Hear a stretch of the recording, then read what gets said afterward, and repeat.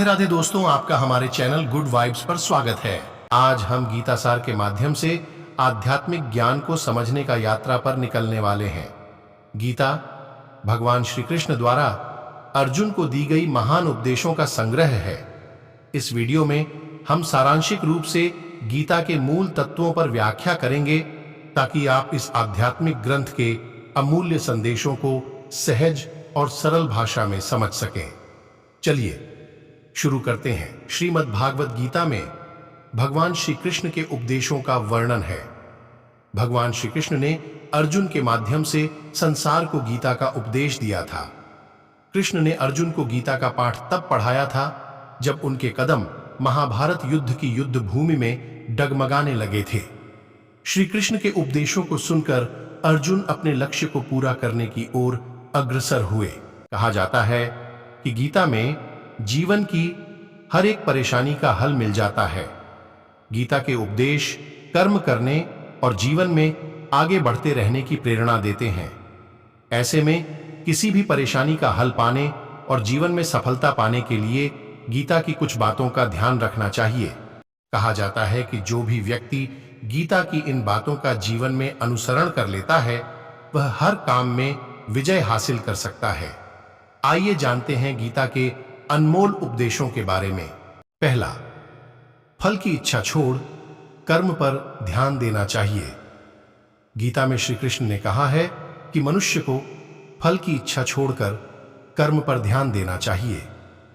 मनुष्य जैसा कर्म करता है उसे फल भी उसी के अनुरूप मिलता है, इसलिए व्यक्ति को अच्छे कर्म करते रहना चाहिए। अगला, स्वयं का आकलन। श्री कृष्ण के अनुसार व्यक्ति को खुद से बेहतर कोई नहीं जान सकता, इसलिए स्वयं का आकलन करना बेहद जरूरी है। गीता में कहा गया है कि जो व्यक्ति अपने गुणों और कमियों को जान लेता है वह अपने व्यक्तित्व का निर्माण करके हर काम में सफलता प्राप्त कर सकता है। अगला, मन पर नियंत्रण। हमारा मन ही हमारे दुखों का कारण होता है।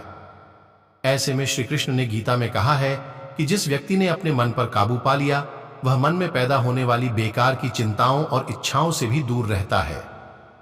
साथ ही व्यक्ति अपने लक्ष्य को भी आसानी से प्राप्त कर लेता है। अगला, क्रोध पर काबू रखें।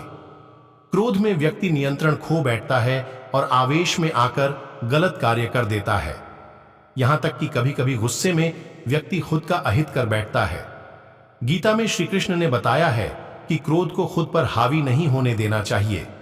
यदि गुस्सा आए तो स्वयं को शांत रखने का प्रयास करें। अगला, स्पष्ट नजरिया। गीता के अनुसार व्यक्ति को संदेह या संशय का स्थिति में नहीं रहना चाहिए। जो लोग संशय का स्थिति में रहते हैं उनका भला नहीं हो सकता है। जीवन में स्पष्ट नजरिया होना चाहिए। श्री कृष्ण के अनुसार परमात्मा कभी किसी का भाग्य नहीं लिखते हैं।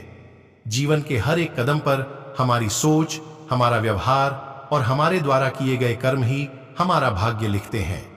गीता में भगवान श्री कृष्ण ने कहा है कि परिस्थितियां चाहे कितनी भी खराब हों वो हमेशा एक जैसी नहीं रहती हैं, वो बदलती रहती हैं। इसलिए मनुष्य को दुख की घड़ी में हिम्मत नहीं हारनी चाहिए। गीता में श्री कृष्ण ने अर्जुन से कहा है कि जिंदगी में दो व्यक्ति जीवन को नई दिशा दे जाते हैं, एक वो जो मौका देता है और दूसरा वो जो धोखा देता है। श्रीमद् भागवत गीता के अनुसार ईश्वर कभी भी किसी व्यक्ति के साथ नाइंसाफी नहीं करता है। वो व्यक्ति को केवल वही देता है जिसके वो लायक है। श्रीमद् भागवत गीता के अनुसार जब भी हिम्मत टूटे तो एक बात हमेशा याद रखना, चाहे कोई आपके साथ हो या ना हो, पर ईश्वर आपके साथ है और हमेशा साथ रहेंगे। श्री कृष्ण कहते हैं, जिंदगी में सदैव अवसरों का आनंद लेना चाहिए, लेकिन किसी के भरोसे को तोड़कर नहीं। जिंदगी में भरोसा एक ऐसी चीज है जिसे प्राप्त करना वर्षों की मेहनत के समान है। फिर भी यह प्राप्त हो या नहीं यह भाग्य पर निर्भर करता है, किंतु भरोसे को तोड़कर पुनः प्राप्त करना यह संभव नहीं है। इसलिए जिंदगी में अवसरों का आनंद सदैव ले, लेकिन भरोसे को कभी टूटने ना दें। श्री कृष्ण कहते हैं, जिस व्यक्ति के पास संतुष्टि नहीं है, उसे कितना भी मिल जाए वह असंतुष्ट ही रहेगा। जिस व्यक्ति के पास संपूर्ण धन दौलत, ऐश्वर्य, वैभव सब है मगर संतुष्टि नहीं है, उस धन दौलत का कोई अर्थ नहीं, वह सदैव असंतुष्ट की स्थिति में ही रहता है। जिसके पास संतुष्टि है वह थोड़े में भी संतुष्ट रहता है। श्री कृष्ण कहते हैं, कभी भी स्वयं पर घमंड मत करना। पत्थर भी भारी होकर पानी में अपना वजूद खो देता है। जो व्यक्ति अपने अहंकार से भारी हो जाता है, जिसमें अभिमान भर जाता है, वह उस पत्थर की भांति होता है जो भारी होने के बावजूद भी नदी की धारा में डूबकर अपना अस्तित्व खो देता है। श्री कृष्ण कहते हैं, किसी जीव को कष्ट देकर तुम मुझे खुश कैसे देख सकते हो। श्री कृष्ण जगत के स्वामी हैं, वह कण कण में निवास करते हैं। छोटे से छोटे जीव के हृदय में ईश्वर का वास होता है। उस जीव को कष्ट का अनुभव होना ईश्वर को कष्ट का अनुभव कराता है। अर्थात किसी जीव को कष्ट देकर अपने ईश्वर को खुश कैसे देख सकते हैं। श्री कृष्ण कहते हैं, मैं किसी भी जीव के भाग्य का निर्माण नहीं करता और ना ही किसी को कोई फल देता हूं, सभी अपने कर्मों को ही भोगते हैं। जिस प्रकार कपड़े फटने या पुराने होने पर लोग उसका त्याग कर देते हैं और नए वस्त्र धारण करते हैं, ठीक उसी प्रकार आत्मा भी पुराने शरीर को छोड़कर नए शरीर धारण करती है। यही प्रकृति का जीवन चक्र है जो लगातार चलता रहता है। श्री कृष्ण कहते हैं, वह जो सभी इच्छाएं त्याग देता है, मैं और मेरा की लालसा तथा भावना से मुक्त हो जाता है, उसे शांति प्राप्त होती है। जिस व्यक्ति में अहंकार, मैं और मेरा का भाव समाप्त हो जाता है, कुछ पाने की लालसा नहीं होती, वह परम शांति को प्राप्त करता है, उसे भगवान ईश्वर की शरण प्राप्त होती है। अंत समय में वह उस परम पद को प्राप्त होता है जो देवताओं के लिए भी दुर्लभ है। श्री कृष्ण कहते हैं, जिस व्यक्ति को आपकी कदर नहीं, उसके साथ खड़े रहने से अच्छा आप अकेले रहें। जिस व्यक्ति के पास आपके लिए मान सम्मान और कद्र ना हो, उनके साथ रहना व्यर्थ है। वह सदैव आपके लिए शत्रुता का भाव रखते हैं। ऐसे व्यक्तियों के साथ रहने से उत्तम आप अकेले रहें। श्री कृष्ण कहते हैं, जिंदगी के इस रण में खुद ही कृष्ण, खुद ही अर्जुन बनना पड़ता है। रोज अपना ही सारथी बनकर जीवन के महाभारत से लड़ना पड़ता है। यह जीवन एक रणभूमि है, यहां निरंतर संघर्षों का सामना करना पड़ता है। इस संघर्ष रूपी महाभारत में स्वयं अपना सारथी, अपना मार्गदर्शक और योद्धा बनना होता है। श्री कृष्ण कहते हैं, अच्छी किस्मत के लोग थोड़ा भी बुरा होने पर भगवान को कोसते हैं और बुरी किस्मत के लोग थोड़ा भी अच्छा होने पर भगवान का स्मरण और धन्यवाद करते हैं। जिनकी किस्मत अच्छी होती है, जिनके पास किसी साधन की कोई कमी नहीं होती, वह थोड़ा सा भी कष्ट नहीं झेलते, थोड़ी सी भी कमी होने पर भगवान को कोसते हैं। वहीं जिनके पास अभाव होता है, जिनके पास साधन की कमी होती है, उनके पास थोड़ी सी भी बरकत हो या खुशी मिले, वह भगवान को धन्यवाद करते हैं। श्री कृष्ण कहते हैं, मुख से माफ करने में किसी को वक्त नहीं लगता, पर दिल से माफ करने में सारी उम्र बीत जाती है। मुख से माफी देना और हृदय से माफी देने में काफी अंतर है।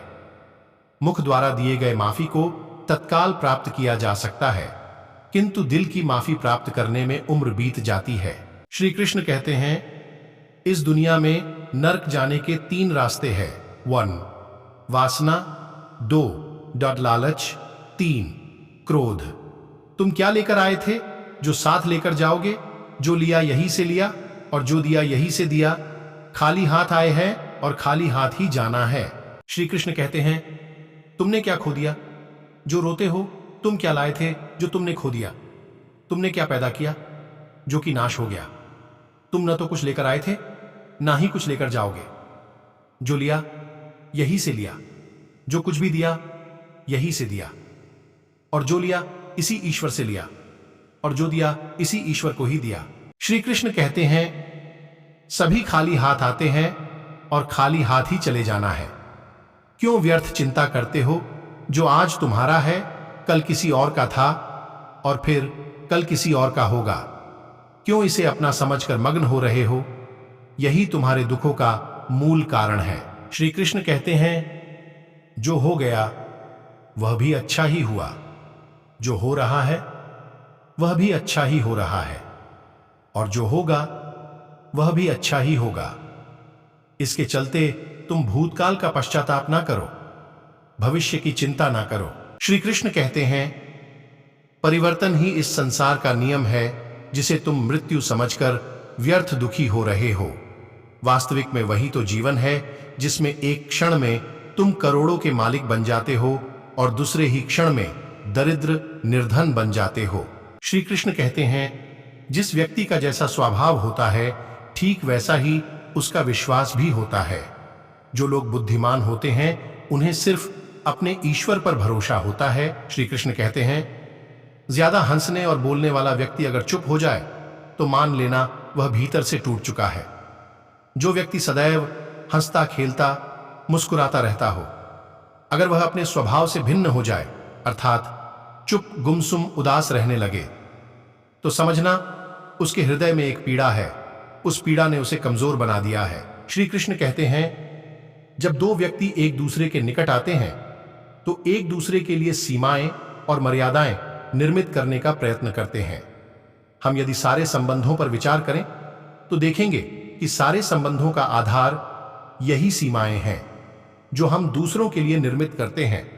और यदि अनजाने में भी कोई व्यक्ति इन सीमाओं को तोड़ता है तो उसी क्षण हमारा हृदय क्रोध से भर जाता है। किंतु इन सीमाओं का वास्तविक रूप क्या है?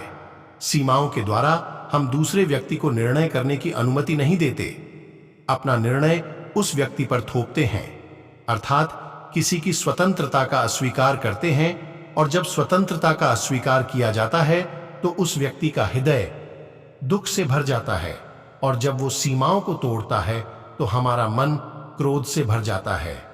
क्या ऐसा नहीं होता? पर यदि एक दूसरे की स्वतंत्रता का सम्मान किया जाए तो किसी मर्यादाओं या सीमाओं की आवश्यकता ही नहीं होती। पिता हमेशा ही अपनी संतान के सुख की कामना करते हैं, उनके भविष्य की चिंता करते रहते हैं। इसी कारणवश ही अपनी संतानों के भविष्य का मार्ग स्वयं निश्चित करने का प्रयत्न करते रहते हैं। जिस मार्ग पर पिता स्वयं चला है, जिस मार्ग के कंकड़ पत्थर को स्वयं देखा है, मार्ग की छाया मार्ग की धूप को स्वयं जाना है, उसी मार्ग पर उसी का पुत्र भी चले, यही इच्छा रहती है हर पिता की। निसंदेह उत्तम भावना है ये। किंतु 3 प्रश्नों के ऊपर विचार करना हम भूल ही जाते हैं। कौन से 3 प्रश्न? पहला, क्या समय के साथ प्रत्येक मार्ग बदल नहीं जाते? क्या समय हमेशा ही नई चुनौतियों को लेकर नहीं आता?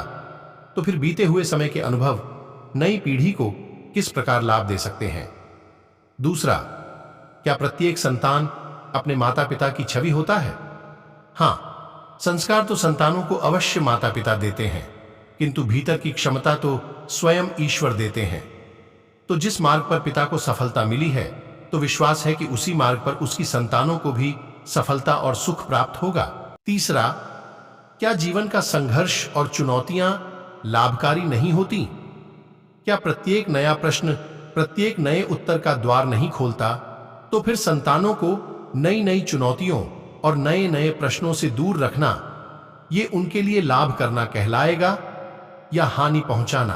अर्थात जिस प्रकार मनुष्य के भविष्य के मार्ग का निर्माण करना श्रेष्ठ है, वैसे ही संतानों के जीवन का मार्ग निश्चित करने के बदले उन्हें नए संघर्षों के साथ जूझने के लिए मनोबल और ज्ञान देना अधिक लाभदायक होगा। इस गीतासार वीडियो के साथ हमने आज एक अद्भुत आध्यात्मिक यात्रा तय की।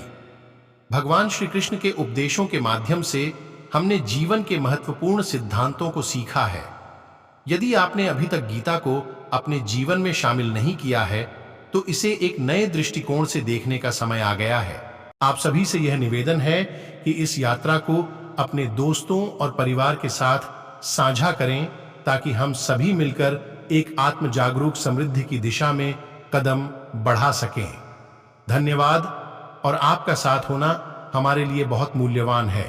अगर आपको यह वीडियो अच्छी लगी हो तो वीडियो को लाइक करें, शेयर करें और हमारे चैनल को सब्सक्राइब करें और बेल आइकन को प्रेस करें ताकि हमारी आने वाली वीडियो के नोटिफिकेशन आपको सबसे पहले मिले। राधे राधे।